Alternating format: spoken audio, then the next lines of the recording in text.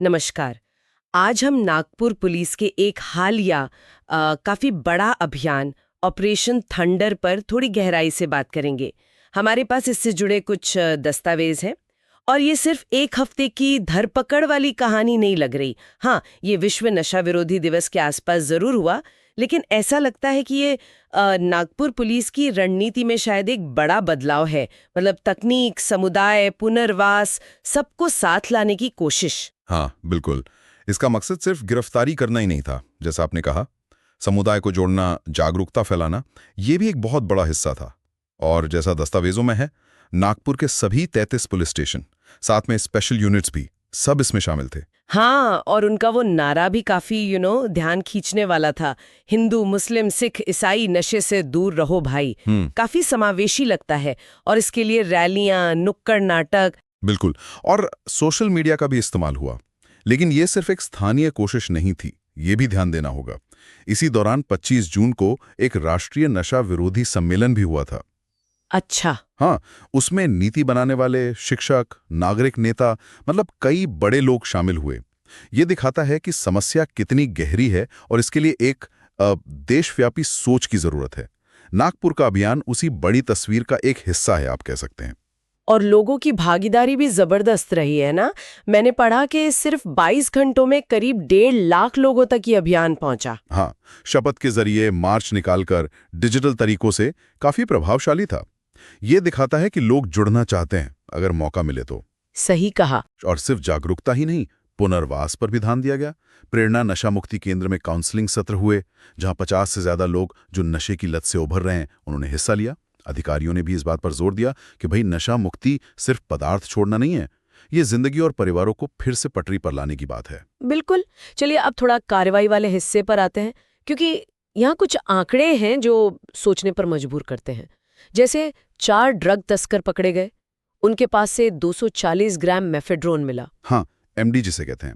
और 240 ग्राम काफी मात्रा है। इसकी कीमत भी करीब 12 लाख रुपए बताई जा रही है। बाप रे।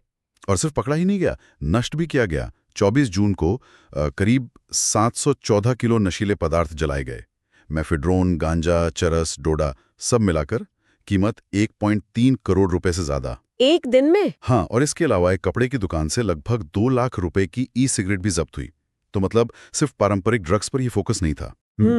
ये तो सिर्फ उस एक हफ्ते की बात हुई। लेकिन जो बात ज्यादा ध्यान खींचती है वो ये कि मार्च 2024 से लेकर अब तक इस ऑपरेशन के तहत क्या हुआ है, ये ज्यादा बड़ी तस्वीर दिखाता है ना। बिल्कुल सही। मार्च 2024 से अगर देखें तो 540 मामले एनडीपीएस एक्ट के तहत दर्ज हुए हैं, 730 गिरफ्तारियां हुई हैं और कुल मिलाकर सोचिए 8.6 करोड़ रुपए की ड्रग्स जब्त की गई है। 8.6 करोड़। हाँ। और ये सिर्फ नागपुर की गलियों की बात नहीं है। हाँ। इन्होंने अंतर्राज्यीय नेटवर्क को भी तोड़ा है।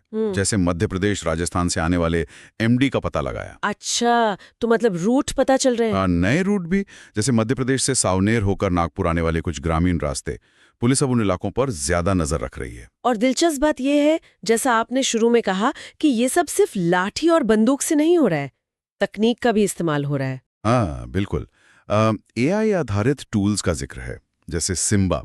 ये डेटा विश्लेषण में मदद करता है, अपराधियों की प्रोफाइलिंग, उनको ट्रैक करना। ओके। और साथ ही फेशियल रिकग्निशन वाले सीसीटीवी कैमरे, इनका भी इस्तेमाल हो रहा है। तो मतलब पुलिस अब ज्यादा डेटा ड्रिवन अप्रोच अपना रही है। ऐसा ही लगता है।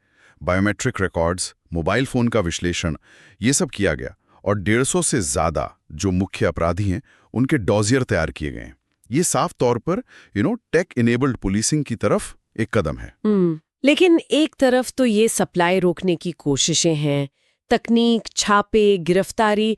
दूसरी तरफ वो राष्ट्रीय सम्मेलन वाले आंकड़े, वो तो बहुत डराने वाले थे। बेहद चिंताजनक। सम्मेलन में विशेषज्ञों ने जो अनुमान लगाया कि भारत में ड्रग्स इस्तेमाल करने वालों की संख्या शायद 10 करोड़ नहीं, बल्कि 25 करोड़ तक हो सकती है। 25 करोड़? ये संख्या तो अविश्वसनीय सी लगती है। बिल्कुल। और उनमें से भी 4 करोड़ पूरी तरह निर्भर हैं और 2 करोड़ इंजेक्शन लेते हैं। जरा सोचिए, कितना बड़ा सार्वजनिक स्वास्थ्य संकट है। तो फिर समाधान क्या है? सिर्फ सप्लाई रोकना तो काफी नहीं होगा। नहीं, इसीलिए विशेषज्ञों ने जोर दिया कि पुनर्वास सुविधाओं को बढ़ाना होगा, गांव तक पहुंचना होगा, स्कूलों में रोकथाम कार्यक्रम चलाने होंगे। उनका साफ मानना है कि जब तक मांग कम नहीं होगी, सप्लाई चेन को पूरी तरह तोड़ना बहुत मुश्किल है।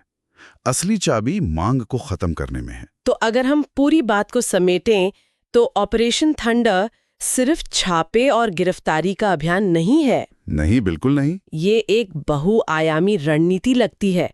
मतलब सख्त कार्रवाई भी है, तकनीक का इस्तेमाल भी है और साथ ही साथ समुदाय को जोड़ना, जागरूकता फैलाना और पुनर्वास पर ध्यान देना भी शामिल है। हाँ, ये नागपुर में नशा विरोधी लड़ाई में एक प्रतिक्रियात्मक रवैये से हटकर एक ज्यादा समग्र, एक ज्यादा टिकाऊ मॉडल बनाने की कोशिश दिखती है। इसमें जब्ती है, गिरफ्तारी है, नेटवर्क तोड़ना है, लोगों को जागरूक करना है, डेटा का इस्तेमाल है और पुनर्वास भी है। मतलब समस्या के हर पहलू को छूने की कोशिश। यहाँ एक सवाल जरूर मन में आता है। जहाँ तकनीक और धरपकड़ से सप्लाई चेन को बाधित किया जा सकता है, इसमें कोई शक नहीं, लेकिन जब हम 25 करोड़ उपयोगकर्ताओं की बात करते हैं, इतनी बड़ी संख्या, तो क्या ये मांग कम करने की कोशिशें जैसे शिक्षा, पुनर्वास, जागरूकता, क्या ये वास्तव में इस विशाल समस्या की जड़ तक पहुंच पाएंगी? ये एक बहुत बड़ी चुनौती है। इस पर शायद आगे और सोचने की जरूरत होगी।